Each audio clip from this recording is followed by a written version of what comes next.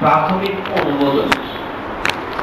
এটা এক ধরনের আল্লাহ সুবহানাহু ওয়া তাআলার ইবাদতের জন্য একটা গেট পাস, যে তোমরা আল্লাহর ইবাদতের ভিতরে দাখিল হও। যেটা কুরআনুল কারীমে আল্লাহ সুবহানাহু ওয়া তাআলা বলেছেন, উদখুলুহা বিসালামিন আমিনিন,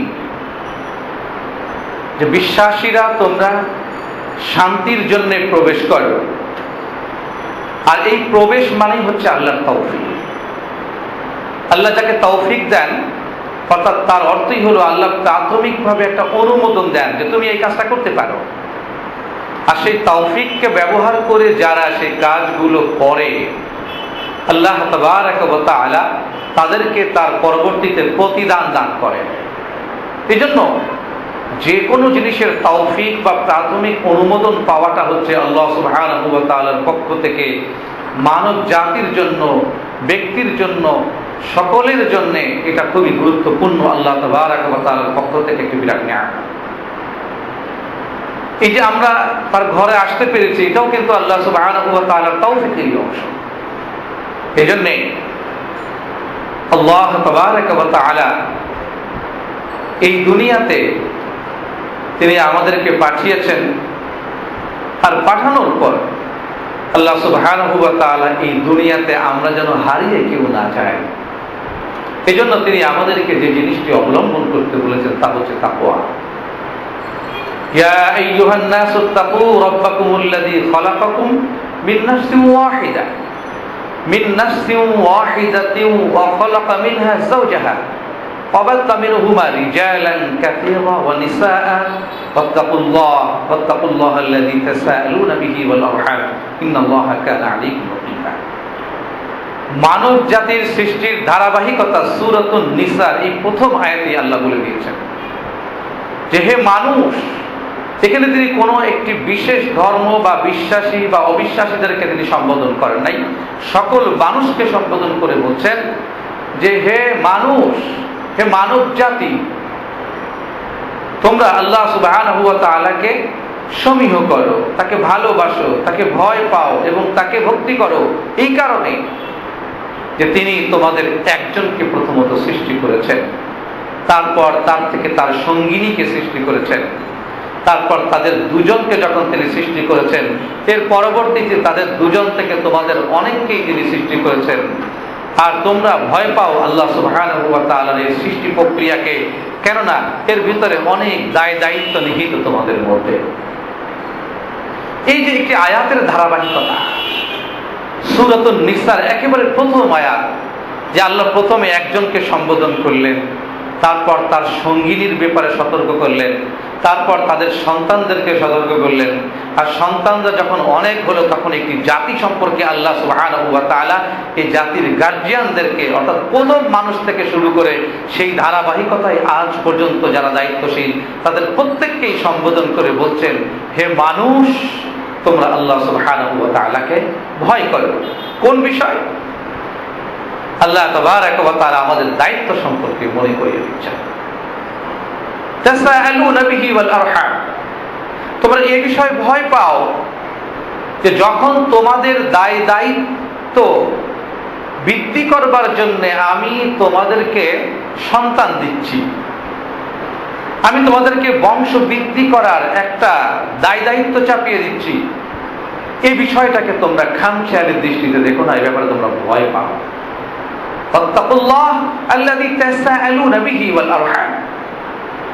কারণ এই ব্যাপারে তোমাদেরকে জিজ্ঞাসাবাদ করা হবে। তাহলে বোঝা যায় যে আল্লাহ সুবহানাহু ওয়া তাআলা প্রথম ফজিলাতের কথা, সম্বোধনের কথা এবং মানব জাতিকে হারিয়ে না যাওয়ার কথা বলছেন। আপনারা যারা বাংলা অনুবাদ সরাসরি পড়বেন তারা বলবেন যে হুজুর, আমরা তো হারিয়ে যাওয়ার কথা কোথাও দেখলাম না। হারিয়ে যাওয়ার কথা এই জায়গা থেকে আমরা সংগ্রহ করেছি, সেটা হচ্ছে যে আল্লাহ সুবহানাহু ওয়া তাআলা মানব জাতিকে তাকওয়ার কথা বলেছেন। তোমরা ভয় পাও আল্লাহকে, আল্লাহকে ভয় পাও। আর আল্লাহকে ভয় পাওয়ার অর্থ, অর্থাৎ আল্লাহর তাকওয়া অর্জন করার একটা অর্থই হচ্ছে হারিয়ে না যাওয়া, আল্লাহর পথকে মজবুত ভাবে ধরা এবং হারিয়ে না যাওয়া। কেননা যেই পক্ষপাত যে নাকি আসলে সত্যিকার অর্থে পক্ষচ্যুত হবে, পক্ষপাত দুষ্ট হবে এবং আল্লাহর ভয়কে এড়িয়ে যাবে, সেই হারিয়ে যাবে, সেই কিন্তু হারিয়ে যাবে।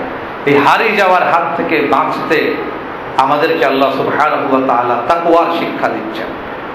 আর তাকওয়া হচ্ছে এই যে তুমি যেখানেই থাকো না কেন, আইনামা তাকুনু, তুমি যেখানেই থাকো না কেন সেইখানেই তুমি তোমার আল্লাহকে স্মরণ করো, সেইখানেই তুমি তোমার আল্লাহকে স্মরণ করো। আল্লাহকে সব জায়গায় তুমি পাবে। আর আল্লাহকে সব জায়গায় পাওয়ার বিষয়টাকে যদি আমরা চিন্তা করি, তাহলে আমরা কিন্তু আল্লাহ সুবহানাহু ওয়া তাআলার যে প্রতিনিধিত্ব, সেই প্রতিনিধিত্ব এবং দায়িত্ব পালনের প্রত্যেকেই আমরা ইন্ডিভিজুয়াল, এক একটা স্যাটেলাইট, প্রত্যেকেই আমরা এক একটা উপগ্রহ, প্রত্যেকেই আল্লাহর দিকে তাকিয়ে আমরা প্রদক্ষিণ করছি, করে চলেছি। এটা আমাদেরকে মেনে নিতে হবে। আল্লাহ সুবহানাহু ওয়া তাআলা কুরআনুল কারীমের অনেক জায়গাতে বলেছেন যে ওয়াশ-শামসু ওয়াল কামারু হুসবানা, এই যে সূর্য আর চন্দ্র, এটা মূলত হিসেব রাখার একটা বিষয়, হিসেব করে চলার একটা বিষয়, এবং পক্ষচ্যুত না হয়ে আলোর বিকিরণ, আলো গ্রহণ এবং শক্তি বিতরণের একটা ব্যাপার। তোমরা এই বিষয়টাকে খেয়াল করো এবং এখান থেকেও তোমরা তাকওয়া অর্জন করো, যার একটি অর্থ হচ্ছে যে সমস্ত উপগ্রহগুলো, সমস্ত গ্রহগুলো সূর্যকে কেন্দ্র করে ঘুরছে, সূর্য এরকম কাউকে কেন্দ্র করে ঘুরছে, আর ঠিক এইভাবে প্রত্যেকেই কাউকে না কাউকে টার্গেট করে ঘুরছে। তাজরি লিমুস্তাকাররিন লাহা, প্রত্যেকেরই একটা দিক নির্দেশনা আছে, প্রত্যেকেরই একটা ডেস্টিনেশন আছে, প্রত্যেকেরই একটা গন্তব্য আছে, এবং সেই গন্তব্যের কারণে প্রত্যেকে এগিয়ে চলেছে, সাঁতরে চলেছে, ভেসে চলেছে, এগিয়ে চলেছে। তো ঠিক এই কথাটা এই জন্যই বলা যে আল্লাহ সুবহানাহু ওয়া তাআলা এই দুনিয়াতে আমাদেরকে পাঠিয়ে দিয়েছেন, পাঠিয়ে দিয়ে তিনি বলছেন বিচ্ছিন্ন হও না, হারিয়ে যেও না। আর যদি বিচ্ছিন্ন না হতে চাও আর হারিয়ে যদি যেতে না চাও, তো আমার সাথে সম্পর্ক রক্ষা করো। আর আমার সাথে সম্পর্ক সেই রক্ষা করতে পারবে। অর্থাৎ আল্লাহর সাথে সম্পর্ক রক্ষা করার অর্থ এই নয় যে আল্লাহ সুবহানাহু ওয়া তাআলা তাদেরকে দড়িতে বেঁধে সবসময় টেনে নিয়ে বেড়াবেন, বরঞ্চ আল্লাহ সুবহানাহু ওয়া তাআলা আমাদেরকে দেখতে চান যে আমরা যেন প্রত্যেকেই আমাদের হৃদয় দিয়ে আল্লাহর আনুগত্য করে চলেছি। বিষয়টা একটু সিলি হতে পারে, আমাকে ক্ষমা করবেন আপনারা, কারণ আমি আমার মুসল্লিদেরকে নিয়ে খুব গর্ব করি যে ম্যাক্সিমাম মাশাআল্লাহ খুব ইন্টেলেকচুয়াল পার্সন হয়ে থাকে আমার মুসল্লিরা। তো সেই দৃষ্টিকোণ থেকে আমি আপনাদেরকে একটা কথা বলবো। বিষয়টা এমনই যে অস্ট্রেলিয়ার একটা পশু সম্পদ বিষয়ক গবেষণা, যারা এখানে লাইভ স্টক নিয়ে রিসার্চ করেছেন, তাদের দৃষ্টি বিশেষ করে আমি আকর্ষণ করছি। বিষয়টা এমনই যে মেলবোর্নের একটি পশু সম্পদ গবেষণাগারে তারা চিন্তা করলো যে আমরা যদি আমাদের পশুগুলোর গলায় বেল্ট অথবা দড়ি দিয়ে এগুলোকে এক খামার থেকে আর এক খামারে ঘাস খাওয়াতে নিয়ে যাই, তাহলে এই জিনিসটা যেমন এক্সপেন্সিভ হয়, তেমনি এগুলোর স্বাস্থ্যহানি ঘটে, গলায় দাগ পড়ে, নানান ধরনের সমস্যা হয়। পক্ষান্তরে আমরা যদি তাদেরকে এমন একটা ট্রেনিং দিতে পারি যে তারা আমাদের ইশারায়, ইঙ্গিতে এই জায়গা থেকে ওই জায়গায় চলে যাবে, তাদের গলায় দড়ি দিয়ে টানা লাগবে না, তাহলে এটা খুব চমৎকার একটা বিষয় হতে পারে। দড়ির সাশ্রয় হবে, রাখাল কম লাগবে, এবং অভ্যাসবশত তারা এক জায়গা থেকে আরেক জায়গায় দৌড় দেবে। গেট খুলে দিলেই তারা দৌড় দেওয়া শুরু করবে। আপনারা জানেন যে আধুনিক লাইভ স্টক খামারগুলিতে চমৎকারভাবে একটা জিনিস মেনটেন করা হয়, তা হচ্ছে যে রিমোট কন্ট্রোল সিস্টেমে গেট খুলে দেওয়া হয় এবং এক জায়গা থেকে আরেক জায়গায় হাজার হাজার পশু এক গেট ক্রস করে আরেক জায়গাতে প্লটে ঘাস খেতে চলে যায় এবং নিজেরাই যায়। তাদের ভিতরে এক ধরনের মিউজিক বাজানো হয়, অথবা একটা পোষা কুকুর ছেড়ে দেওয়া হয়, আর ওই একটা কুকুরই 2000 গরুকে নিয়ে আর একটা খামারে ঢুকে পড়ে। সম্মানিত হাজিরিন, এই যে জিনিসটা, এটা কিন্তু দড়ির থেকে তাদেরকে বাঁচিয়ে দিয়েছে এবং তাদেরকে বাঁশি বাজানোর থেকে বাঁচিয়ে দিয়েছে, তাদের সময়ের সাশ্রয় করেছে, শুধু এই কারণে যে গরুগুলোর ভেতরে একটা অভ্যাস তৈরি করা হয়েছে যে তারা নিজেরাই কিন্তু এক জায়গা থেকে আরেক জায়গায় যায়। আল্লাহ তাবারাকা ওয়া তাআলা দুটো জাতি সৃষ্টি করেছেন, এক হচ্ছে ফেরেশতা আর এক হচ্ছে ইনসান। ফেরেশতাদেরকে আল্লাহ সুবহানাহু ওয়া তাআলা হুকুম দেন, যা হুকুম দেন তারা সেই মতে কাজ করে, আর মানব জাতি হচ্ছে আল্লাহ সুবহানাহু ওয়া তাআলা সেই প্রিয় সৃষ্টি যে আল্লাহ সুবহানাহু ওয়া তাআলা তাদেরকে ঠান্ডা দিয়ে, লাঠি দিয়ে, গলায় দড়ি দিয়ে, অথবা তার ভিতরে মানে একটা রোবোটিক সিস্টেম করে ব্যাটারি দিয়ে তাদেরকে পরিচালনা করে না। শুধু তাদেরকে আল্লাহ বলে যে এটা করো, তোমার প্রভু এতে সন্তুষ্ট। আর মানুষ সারা জীবন তার প্রভুর সন্তুষ্টির জন্য তা করতে থাকে, করতেই থাকে। এই জিনিসটাই হচ্ছে তাকওয়া। এটাই হচ্ছে তাকওয়া, যে একজন মানুষ স্বতঃস্ফূর্তভাবে, আপনি একজন মানুষকে বাজার থেকে ধরলেন, তারপর তাকে র‍্যাব দিয়ে মসজিদে এনে ঢুকাই দিলেন, তারপর তাকে ওযু করালেন, তারপর তাকে নামাজ পড়া দিলেন এবং বললেন যে 4 রাকাত নামাজ না পড়ে যদি বেরিয়ে পড়ো তো তোমার সামনে বিরাট শাস্তি আছে। এই লোকও নামাজ পড়বে। আর আরেক লোক এমন আছে, যখন হাইয়া আলাস সালাহ বলা হয়, সে ঘুম থেকে ওঠে, বিছানার থেকে ওঠে, ওযু করে এবং স্বেচ্ছায় আল্লাহর ঘরের দিকে চলে আসে। এই দুইজন মানুষের পার্থক্য চিন্তা করে। এই দুজন মানুষের পার্থক্য হচ্ছে, একজন স্বেচ্ছায় আল্লাহর দিকে চলে আসে আর আরেকজনকে জোর করে নানাভাবে নিয়ম দেখিয়ে, পদ্ধতি বলে, ডান্ডা বেড়ি পরিয়ে তারপর তাকে মসজিদে আনতে হয়। তো দুজন মানুষের পার্থক্য কি? একজনের ভিতরে তাকওয়া আছে আর আরেকজনের ভিতরে তাকওয়া নেই। পার্থক্য এতটুকু। সম্মানিত হাজিরিন, আল্লাহ সুবহানাহু ওয়া তাআলা এদেরকেই বলছেন কক্কচ্যুত, যাদের তাকওয়া নেই। আর যাদের ভিতরে তাকওয়া আছে, আল্লাহ সুবহানাহু ওয়া তাআলা বলছেন এরাই আমার পক্ষের মধ্যে তারা নিয়ম মতো বিচরণ করে চলেছে। বিষয়টা এমনই যে এই যে মানুষের ভেতরে আল্লাহ সুবহানাহু ওয়া তাআলার প্রতি মহব্বত, ভালোবাসা, ভক্তি এবং ভয়, এই সংমিশ্রিত অনুভূতি যার ভেতরে জমে, সে কিন্তু আল্লাহর রাহে এভাবে টিকে থাকে। এটাই টিকে থাকে। তো আজ আমরা যে বিষয়ে আমাদের আলোচনা, তা হচ্ছে এই যে আল্লাহ তাবারাক ওয়া তাআলা এই দুনিয়াতে আমাদেরকে পাঠিয়েছেন, পাঠানোর একটা মানব জাতির হিস্ট্রি বলে দিয়েছেন সূরাতুন নিসার প্রথম দিকে, যে হে মানব জাতি শোনো, আমি তোমাদের একজনকে সৃষ্টি করলাম, তারপর তোমাদের থেকে তোমাদের সঙ্গিনীকে সৃষ্টি করলাম, আর তারপর তোমাদের দুজন থেকে অনেককেই সৃষ্টি করলাম, এবং আমি তোমাদের দিকে প্রশ্ন ছড়িয়ে দিয়েছি তাসাআলুনা বিহি ওয়াল আরহাম, যে এই ব্যাপারে তোমাদের দায়িত্ব দেওয়া হয়েছে এবং এই দায়িত্ব সম্পর্কে জিজ্ঞাসা করা হবে। আর তা হচ্ছে তাকওয়ার দায়িত্ব। তাকওয়ার দায়িত্ব কি? যে তোমরা কি তোমাদের বংশধর, তোমাদের সন্তানাদি, তাদের ভেতরে আল্লাহর পক্ষ থেকে, আল্লাহর অক্ষ থেকে তারা যেন হারিয়ে না যায়, এজন্য কোনো শিক্ষা দিয়েছিলে? এজন্য কোনো শিক্ষাকে দিয়েছিলে? যদি না দিয়ে থাকো, তাহলে ইনসান হিসাবে তুমি পরিপূর্ণ নও, দাম্পত্য জীবনে পরিপূর্ণ নও, পিতা অথবা মাতা হিসাবে পরিপূর্ণ নও, এবং মানব জাতি হিসাবে, আল্লাহর প্রতিনিধি হিসাবে তোমরা আমার কাছে পরিপূর্ণ নও। কারণ তোমাদের কাছে কোনো জবাবদিহিতা নাই। আর জবাবদিহিতা যখন আমি করব, তোমরা লাজবাব হয়ে যাবে। আর এরকম লাজবাবদেরকে তো আসলে জাহান্নাম ছাড়া অন্য জায়গায় পাঠানোর আমার দ্বিতীয় কোনো জায়গা নেই। যদি এই আয়াতটাকে আমরা একটু সঠিকভাবে সমন্বয় করি, তো এছাড়া এর অর্থ আর কিছু নয়, আর কিছু নয়।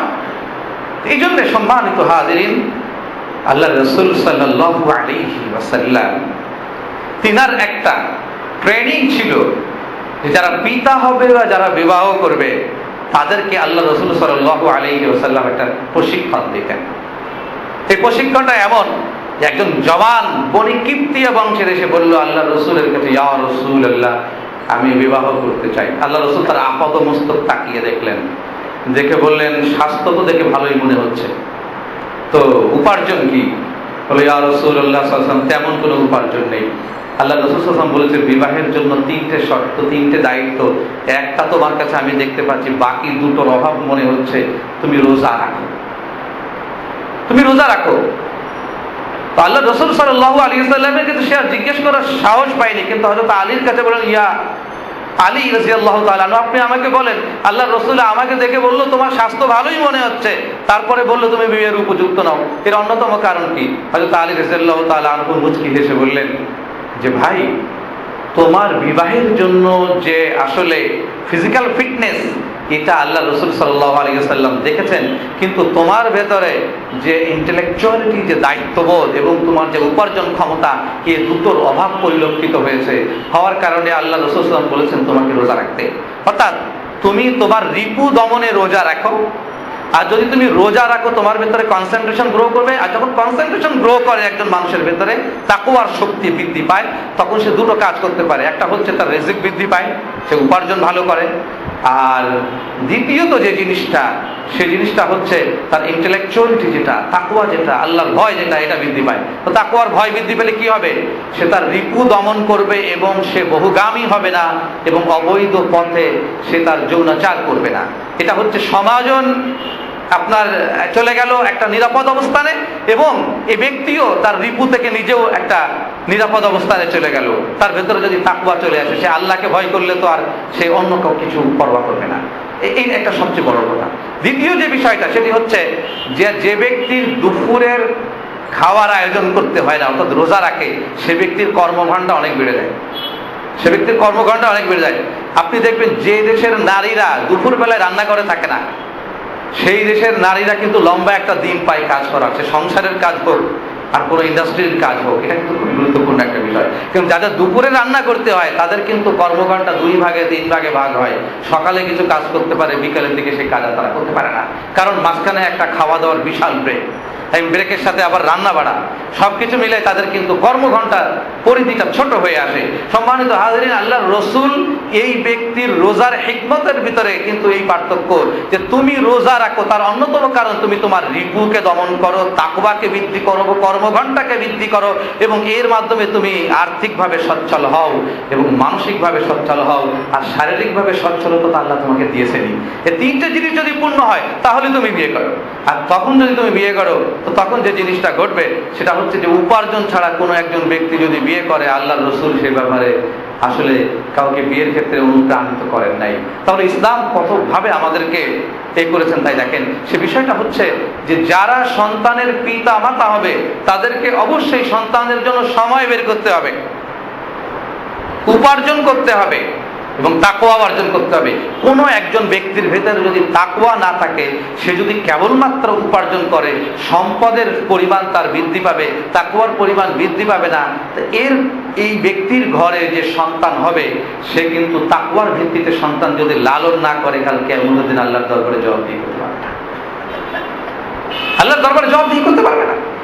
আর তাকওয়ার ভিত্তিতে সন্তান প্রতিপালন না করলে যে জিনিসটা ঘটবে, সে একজন সন্তানকে পরিপূর্ণ ইনসানিয়াত দিতে পারবে না। হয়তো আপাদ মস্তক আবয়বের চেহারায় সুরতে ইনসান মনে হবে, কিন্তু ইনসানিয়াত যেটা, মানব মনে হবে, মানবতা থাকবে না। ইনসান মনে হবে, ইনসানিয়াত থাকবে না। মানুষ মনে হবে, মনুষ্যত্ব থাকবে না। এই জিনিসগুলোর জন্য এই ভিতরে তাকওয়া দরকার। আর তাকওয়া না হলে আল্লাহর পক্ষ থেকে তার পক্ষচ্যুতি ঘটবে, অক্ষচ্যুতি ঘটবে এবং সে হারিয়ে যাবে। এই জিনিসটা এমনই, একটা উদাহরণ দেই আপনাদেরকে, যে একজন মা আশঙ্কাগ্রস্ত এই জন্যে যে আমি আমার বাচ্চাকে যে আইডিয়া নিয়ে, যে আদর্শ নিয়ে, যে আইডিওলজি নিয়ে আমি তাকে মানুষ করছি, কিন্তু বাচ্চা যখন বড় হবে, আমার আঁচলের বাইরে চলে যাবে, সে কিভাবে আমাকে মেনে চলবে? তখন তো আমি তাকে আর দেখতে পারবো না, সে কিভাবে তাকে আমি মানিয়ে রাখবো? এই কথা জিজ্ঞেস করেছিলেন একজন মা হযরত বায়েজিদ বুস্তামি রাহমাতুল্লাহি আলাইহি। বায়েজিদ বুস্তামি তাকে বললেন যে তোমার আঁচল তো সত্যিই খুব বেশি বড় নয়, কারণ যখন বাচ্চা বড় হবে তুমি আঁচলে তোমার বাচ্চাকে আগলে রাখতে পারবে না। তোমার উঠোনও এত বেশি বড় নয়, তো তোমার বাচ্চার গতি যতটুকু তত বড় তোমার উঠোন নয়। তো তাহলে তুমি কি করবে? বলে আমি কি করতে পারি? তুমি এক কাজ করো, তোমার বাচ্চার ভিতরে তাকওয়া ঢুকিয়ে দাও, আল্লাহর ভয় ঢুকিয়ে দাও। সে পৃথিবীর যে প্রান্তে যাক না কেন, আল্লাহর ভয়তে ভালো হয়ে থাকবে। মায়ের ভয়তে ভালো হয়ে থাকুক আর না থাকুক, আল্লাহর ভয়তে ভালো হয়ে থাকবে চিরদিন। আল্লাহর ভয়টা ঢুকিয়ে দাও, কারণ আল্লাহ তো সব জায়গায় আছে। সুতরাং তোমার ছেলে আমেরিকায় যাক, রাশিয়ায় যাক, স্পেনে যাক, আরবে যাক, যেখানেই যাক না কেন, আল্লাহর ভয় তার ভিতরে ঢুকিয়ে দাও, তো তোমার বাচ্চা তোমাকে মেনে চলবে। কারণ তাকওয়ার একটা সম্পূরক ব্যাপার হচ্ছে আল্লাহর ভয়ের সাথে সাথে মা বাবার ইজ্জত, ইহসান, এটাকে মনে রাখতে শিখিয়ে দেয় বাচ্চাদেরকে। তাকওয়া মানে ইত্তাকুল্লাহ ডায়ালগ না। তাকওয়া মানে হচ্ছে এমন কতগুলো বৈশিষ্ট্য ধারণ করা, যেখানে পিতা মাতার ইহসানকে মেনে নিয়ে পিতা মাতাকে অবশ্যই খেদমত এবং শ্রদ্ধা করতে হবে। আর খেদমত আর শ্রদ্ধার বাইরে কেউ যদি চলে যায় তার তাকওয়া পরিপূর্ণ হবে না। আর কোনো একজন ব্যক্তি তাকওয়া পরিপূর্ণ না হলে আল্লাহর কক্ষপথে সে পরিপূর্ণভাবে থাকতে পারবে না, সেও ছিটকে পড়বে। তাহলে পিতা মাতাকে না মানলে আল্লাহর মান্যতাই হবে না। তার মানে মুত্তাকি যে ব্যক্তি সে পিতা মাতাকে মানতেই হবে। আর যে ব্যক্তি পিতা মাতাকে মেনে চলে আর পিতা মাতা যদি তাকে যদি কিছু ওসিয়াত নসিহত করেন আর সেই ব্যক্তি মানবে না, এটা তো হতে পারে না। এই জন্য হযরত বায়েজিদ বুস্তামি বলেছে, হে মা, তোমার আঁচল এত বড় নয় যত বড় হচ্ছে তাকওয়ার কক্ষপথ। সুতরাং তুমি তোমার বাচ্চাকে যদি তোমার আঁচলের বাইরে পাঠাতে চাও এবং তাকে ভালো রাখতে চাও তাহলে তাকে তাকওয়ার শিক্ষা দাও, তাকওয়ার শিক্ষা দাও। এরকম আমাদের দেশে অসংখ্য মা আছেন যিনি বাচ্চাকে আগলে রাখেন, বাচ্চাকে ঘাটে যেতে দেয় না, বাচ্চাকে মাঠে যেতে দেয় না, বাচ্চাকে পাড়ার স্কুলে যেতে দেয় না, এই ভয়তে যে আমার বাচ্চা আমার হাত থেকে ছুটে যাবে। তো ওই মায়ের উচিত যে তুমি যদি চাও যে তোমার আঁচলের বাইরে গিয়ে বাচ্চা পানিতে ডুবে না মরুক, তাহলে তুমি তাকে সাঁতার শিখিয়ে দাও। তুমি যদি চাও যে স্কুলে গিয়েও তোমার বাচ্চা 10টা খারাপ ছেলের সাথে মিশবে না, তো সৎসঙ্গ অসৎসঙ্গের পার্থক্যটুকু শিখিয়ে দাও। তুমি যদি চাও যে আমেরিকার মতো জায়গায় গিয়েও তোমার দেশে তোমার ছেলেরা বিধর্মী হয়ে উঠবে না, তো ধর্মের মহত্ব তাকে শিখিয়ে দাও। তুমি যদি চাও যে স্কুলে তোমার বাচ্চা তোমার আঁচলের নিচে থাকে কিন্তু ইউনিভার্সিটিতে গিয়েও সে আঁচলের নিচে থাকবে, তাহলে মা বাবার যে গুরুত্ব আর মহত্ব সেটা তুমি শিখিয়ে দাও। আগে বাচ্চারা বিশ্ববিদ্যালয়ে আসতো আর মাঝে মধ্যে বালিশের নিচ থেকে একটা চিঠি বের করতো, সেটা মায়ের চিঠি। বাবা তুই কি খাচ্ছিস, কি পড়ছিস? আমি তো তোকে ম্যাট্রিক পরীক্ষা দেওয়ার আগে ভোর রাত্রে উঠিয়ে দিতাম, 2 রাকাত নামাজ পড়ে তেলাওয়াত করে তুই 2 ঘন্টা করে পড়তিস। বাবা তুই কি বিশ্ববিদ্যালয়ে তা করতে পারিস? আমার খুব ভয় লাগে বাবা, আমার কথা মেনে তুই তা করিস। বাবা তোকে নিয়ে অনেক স্বপ্ন দেখি, তুই ফিরে আসবি, তুই বড় হবি, তোর ভাই বোনদের বিয়ে দিবি, তাদেরও লেখাপড়া শেখাবি, তুই আমার প্রথম সন্তান, তোকে নিয়ে আমার অনেক স্বপ্ন। এই স্বপ্ন মায়ের বুকে সঞ্চারিত হতো, মায়ের বুক থেকে চিঠি হয়ে বাচ্চার ভেতরে প্রবেশ করতো। আর বাচ্চা সেই চিঠি বালিশের নিচেই রেখে রেখে মাঝে মধ্যে ভাঁজ খুলে খুলে পড়ে দেখতো আর বলতো এটা আমার মায়ের স্বপ্ন, আমার মায়ের স্বপ্ন পূর্ণ করতেই হবে। আর 2-1 জন আমাদের দেশে এমন রোল মডেল ছিল, কখনো শাহজালাল ইয়ামানি, কখনো শাহপরান, কখনো বায়েজিদ বুস্তামি, আর কখনো বা ঈশ্বরচন্দ্র বিদ্যাসাগরের মতো ভালো মানুষেরা মা বাবার প্রতি কর্তব্য আর মহত্ব এটা তুলে ধরতেন। এখন যদি আপনি জিনিয়াস কোন বিশ্ববিদ্যালয়ের ছেলের বালিশ উঁচু করেন, আপনি ঘাবড়ে উঠবেন। আমার একজন মুরব্বী বলেছে, আমি আমার বাচ্চার রুমে ঢুকলাম, ঢুকে আমি চিন্তা করলাম যে বাচ্চাটা কেমন থাকে দেখি। বাচ্চার বন্ধুরা বেরিয়ে গেল, দেখলাম বালিশ উঁচু করে সেখানে কিছু তাস আছে, বালিশের নিচে তাস। চাদর উঁচু করে দেখলাম সেখানে এমন জিনিস আছে যা মুখ দিয়ে বলার উপযুক্ত না। আর তোষক নিচে উঁচু করে দেখলাম যে সেখানে একটা রিভলভার আছে, 3 লেয়ারে 3টা জিনিস আছে। তো ওই বাচ্চার বুকের ভেতরে মায়ের স্বপ্ন আছে না কি স্বপ্ন আছে আল্লাহ মাহবুদ ভালো করে জানে। বিষয়টা হচ্ছে এমনই যে আসলে মা বাবা তার স্বপ্নকে বাচ্চার ভিতরে সঞ্চারিত করতে পেরেছে কিনা খুবই গুরুত্বপূর্ণ বিষয়। স্বপ্ন যদি আপনি সঞ্চারিত করতে পারেন, আপনার আঁচলের বাইরে গিয়ে সন্তান আপনার দিকে তাকিয়ে থাকবে। পক্ষান্তরে যদি স্বপ্ন সঞ্চারিত করতে না পারেন, যদি আপনার স্বপ্নের কক্ষপথ থেকে বাচ্চা ছিটকে পড়ে, তো বাচ্চা আপনার থাকবে না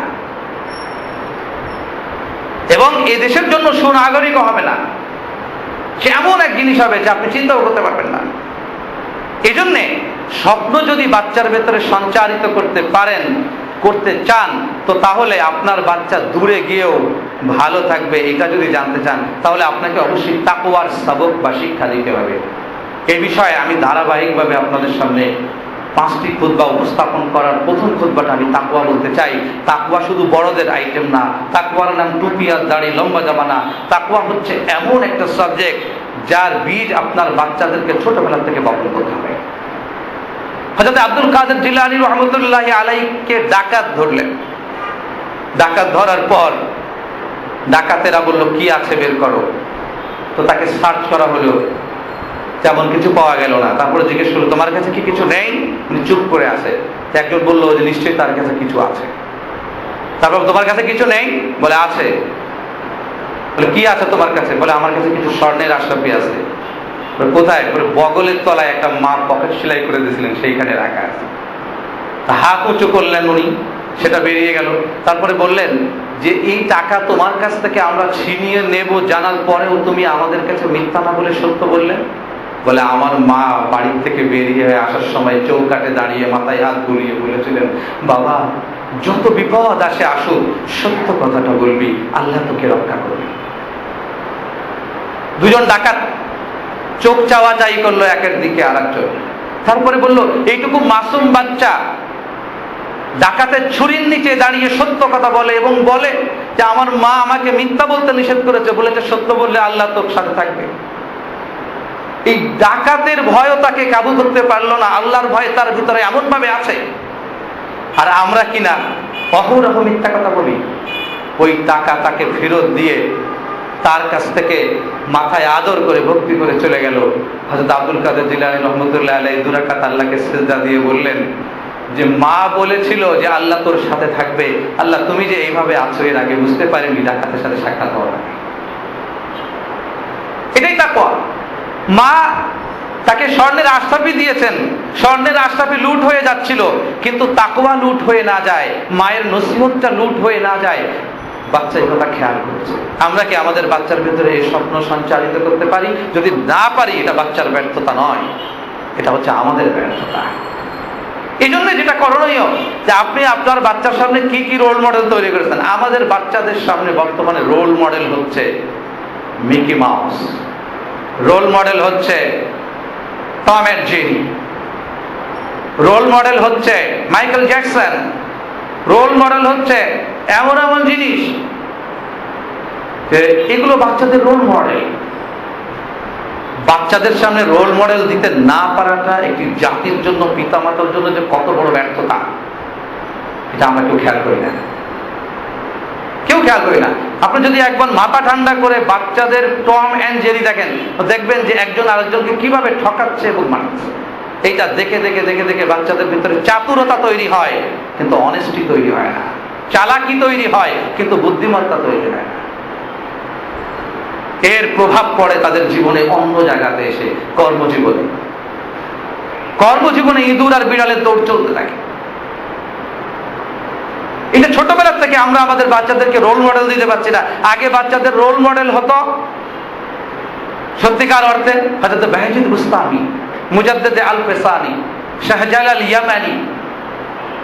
এখন এই নামগুলো যে আমাদের দেশে তা নাই।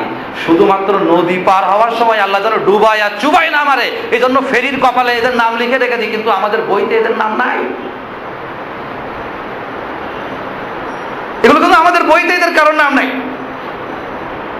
কোথাও এদের নাম নাই, কোথাও এদের আদর্শ নাই। আদর্শহীন, আদর্শচ্যুত একটা জাতি। আপনি আপনার দাদার নামও সন্তানদের সামনে বলতে পারছেন না, বাবার নামও বলতে পারছেন না, তাদেরকে উপস্থাপন করতে পারছেন না। এর অন্যতম কারণ হলো পালাই গিয়ে বিয়ে করছি। বউর সাথেও শ্বশুরের মিল নাই, আমাদের সাথেও কারোর মিল নাই। তিনজনের ফ্ল্যাটে বসবাস করি, একজন মুরব্বী মানুষ নাই, সুতরাং বাচ্চাদের আলোচনা করার কোনো ভেন্টিলেশন নাই, মুরব্বীদের খেদমতের কোনো জায়গা নাই। আজ ফ্ল্যাট ডিজাইন গুলো এমন ভাবে করা হচ্ছে যেখানে একটা সার্ভেন্টের রুম থাকে, এবং যারা আরো শৌখিন সেখানে কুত্তার একটা রুম থাকে, কিন্তু পিতা মাতার জন্য কোনো রুম নাই।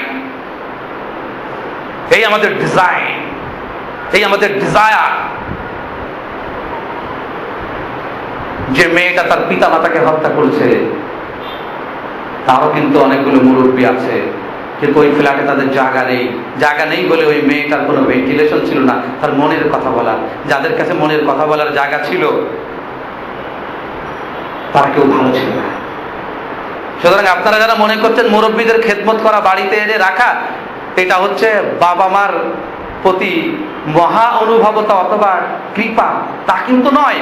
বরঞ্চ আপনি যদি মুরব্বীদেরকে আপনার বাড়িতে রাখতে পারেন, তাহলে আপনি আপনার শেকড়ের সাথে পরিচয় করায় দিচ্ছেন, এবং আপনার বাচ্চাও একটা এক্সট্রা ভেন্টিলেশন পাচ্ছে, এবং যার দ্বারা আপনার কাছে অনেক কথা সে ব্যক্ত করতে পারে না, কিন্তু পিতা মা দাদা দাদির কাছে পারে। হযরত হাসান হুসাইনের কথা চিন্তা করে দেখেন, হযরত হাসান হুসাইন আল্লাহর রাসূলের কাছে অতটাই প্রিয় যতটা প্রিয় হযরত আলীর কাছে, ফাতেমার কাছে ছিল না। কেননা আল্লাহ রাসূল সাল্লাল্লাহু আলাইহি ওয়াসাল্লাম নামাজ পড়ছেন, পিঠের উপরে হযরতে হাসান আর ঘাড়ের উপরে হযরতে হুসাইন। হযরতে ফাতিমা গিয়ে বকাবকি করছেন, আমার বাবাকে তোমরা নামাজও পড়তে দেবে না, বের হও এখান থেকে। আল্লাহ রাসূল সালাম ফিরিয়ে তাড়াতাড়ি করে হযরতে ফাতিমাকে খুঁজে বের করলেন, তারপরে বললেন, আমার নানা নাতির ভেতরে যে সৌহার্দ্য সম্প্রীতি মহব্বত আছে তার ভিতরে তুমি কেন ঝগড়া করতে হচ্ছে? তোমাকে এই অধিকার কে দিয়েছে? এই অধিকার কে দিয়েছে? আপনি ব্যস্ত মানুষ, আপনার ওয়াইফ ব্যস্ত মানুষ, আমরা প্রত্যেকেই ব্যস্ত মানুষ, আমাদের কি এত টাইম আছে? কিন্তু বাড়িতে যদি 70 বছরের 65 বছরের একজন মুরব্বী থাকে, আপনি দেখবেন আপনার মেয়ে তার কাছে কতটা ফ্রি, আপনার সন্তান কতটা ফ্রি আপনি দেখবেন। কিন্তু আপনার কাছে সে ফ্রি না। যদি সন্তানের সাথে বন্ধুত্ব সৃষ্টি করতে না পারেন, কমপক্ষে পিতা মাতাদেরকে কাছে রাখেন, সপ্তাহে একদিন হলেও তাদের কাছে নিয়ে যান, অথবা তাদেরকে কাছে এনে রাখেন। এটা আমাদের অনেক বড় দায়িত্ব। তবে একই সাথে বলবো যে তাকওয়ার শর্তগুলো কিন্তু এই কয়েকটি কথা সম্পূর্ণ করে না, কারণ ঈমানের 71টা শাখা আছে আর তাকওয়ার শাখা হলো 19টা। তাকওয়ার শাখা হলো 19টা। আমরা সবাই তরজমা পড়ি, তাকওয়া মানে হলো খোদা ভীতি, বাট তাকওয়া মানে কেবলই খোদা ভীতি না, খোদা ভীতির কক্ষপথে আরো 19টা 18টা বৈশিষ্ট্য এর মধ্যে লুকায়িত। হাদিস কোরআন ঘাটলে এগুলো খুঁজে পাওয়া যাবে। সুতরাং আপনারা যারা আপনাদের বাচ্চাদেরকে ভালো করতে চান, সাহিত্যিকভাবে সাহিত্যের মধ্য থেকে একজন রোল মডেল খুঁজে বের করেন, কবি হিসাবে একজন রোল মডেল খুঁজে বের করেন, পাহলওয়ান হিসাবে একজন রোল মডেল খুঁজে বের করেন, বিজ্ঞানী হিসাবে একজন রোল মডেল খুঁজে বের করেন, নসিহতের ভিতরে দর্শন শাস্ত্রের একজন রোল মডেল খুঁজে বের করেন, রাজনীতির জন্য একজন রোল মডেল খুঁজে বের করেন এবং বাচ্চাদের সামনে এদেরকে তুলে ধরেন। আর যদি আপনি সব গুণাবলী সহ একটা প্যাকেজে একটা রোল মডেল খুঁজে বের করতে চান, তো সেটা আল্লাহ বলে দিয়েছেন যে, হে নবী, কুল ইন কুনতুম তুহিব্বুনাল্লাহ ফাত্তাবিউনি, তোমরা যদি আল্লাহকে ভালোবাসতে চাও আর আল্লাহর যাবতীয় গুণাবলী একজনের ভিতরে খুঁজে পেতে চাও, তাহলে তোমরা আমাকে ইত্তেবা করো, আমার অনুসরণ করো। তিনি হচ্ছেন মুহাম্মদুর রাসূলুল্লাহ সাল্লাল্লাহু আলাইহি ওয়াসাল্লাম। তার কাছে আপনি সবকিছু পাবেন। আল্লাহ তাবারাকা ওয়া তাআলা আমাদেরকে আমাদের সন্তানদের জন্য ভালো রোল মডেল খুঁজে বের করার তৌফিক দান করুন। আপনারা একটু যদি কাউকে খুঁজে না পারেন, বিদ্যাসাগরকে নিয়েন, আপনার রবীন্দ্রনাথকে নিয়েন, নজরুলকে নিয়েন, ভালো ভালো মানুষ আছে সাহিত্যিক জগতে, এদেরকে খুঁজে বের করেন। আপনি প্রয়োজন হয় শেখ সাদিকে নিয়েন, দেখেন আপনার বাচ্চার ভালো ভালো জিনিস তৈরি হবে। আর আপনি যদি শুধু টম অ্যান্ড জেরি নেন আর কবিতা আকারে যদি কিনিং কিনিং টেলিফোন, হ্যালো হ্যালো হ্যালো, কে তুমি কাকে চোর বলো বলো, এগুলো মুখস্থ করান, অথবা আগডুম বাগডুম মুখস্থ করান, যেগুলো আসলে কোথাও গেলে খুঁজে পাওয়া যায় না, এগুলো যদি মুখস্থ করান, তাহলে দুর্ভাগ্যজনকভাবে বাস্তবের সাথে তাদের লেখাপড়ার যদি মিল খুঁজে না পায়, নসিহতের সাথে যদি ওসিয়তের মিল না থাকে, চিন্তা চেতনার সাথে যদি বাস্তবতার মিল না থাকে, স্বপ্নের সাথে যদি সত্যিকার অর্থে ওই সমস্ত জিনিসের মিল না থাকে, তাহলে আপনার পিতা আপনাকে সহ 14 গোষ্ঠীকে মিথ্যা বলে নিজেও একদিন পরম মৃত্যু হয়ে যাবে, চরম মৃত্যু হয়ে যাবে, যেটা আমাদের কারো কামনা নয়। আল্লাহ সুবহানাহু ওয়া তাআলা আমাদের সন্তানদের সামনে তাদের মুত্তাকি হওয়ার সিলেবাস, কারিকুলাম এবং একই সাথে ভালো রোল মডেল সৃষ্টি করার তৌফিক দান করুন। নচেত বাচ্চাদেরকে ভালো পথে আনা যাবে না। একজন আমেরিকান বিজ্ঞানী জন ম্যাককেইন, তিনি বড় আফসোস করে বলেছিলেন যে আমাদের আমেরিকাতে লক্ষ লক্ষ বিজ্ঞানী আছে, গণিতবিদ আছে, দার্শনিক আছে, কিন্তু আমাদের বাচ্চারা দুর্ভাগ্যজনকভাবে সবচাইতে বেশি যাকে রোল মডেল হিসেবে পছন্দ করে তিনি হচ্ছেন মাইকেল জ্যাকসন, যে লোকটা বহুগামী আরো অন্যান্য অনেক বিষয় যে সম্পর্কে পত্র পত্রিকায় প্রচারিত, অথচ তাকেই সবাই রোল মডেল মেনে নিচ্ছে। আমি মনে করি যে এটা আমেরিকানদের জন্য একটা নৈতিক পরাজয়। জন ম্যাককেইনের এই কথাটা যদি আমেরিকানদের জন্য সমালোচনার বিষয় হয়ে থাকে, তো আমাদের 60টা চ্যানেলে যারা নাচানাচি করে, এটা আমাদের জন্য কতটা রোল মডেল হতে পারে, এই বিষয়টা আমাদের একটু চিন্তা করা দরকার। আল্লাহ সুবহানাহু ওয়া তাআলা আমাদের চিন্তার জগৎকে উর্বর রাখুন এবং আমাদের সবাইকে মুত্তাকি হওয়ার তৌফিক দান করুন এবং আমাদের সন্তানের হৃদয়ে স্বপ্নচারণের ভূমিকায় আমাদেরকে মুত্তাকি পিতা মাতা হিসেবে প্রতিভাতিত হওয়ার তৌফিক দান করুন। ওয়া আখিরু দা'ওয়ানা আলহামদুলিল্লাহি রাব্বিল আলামিন। আসসালামু আলাইকুম ওয়া রাহমাতুল্লাহি ওয়া বারাকাতুহু।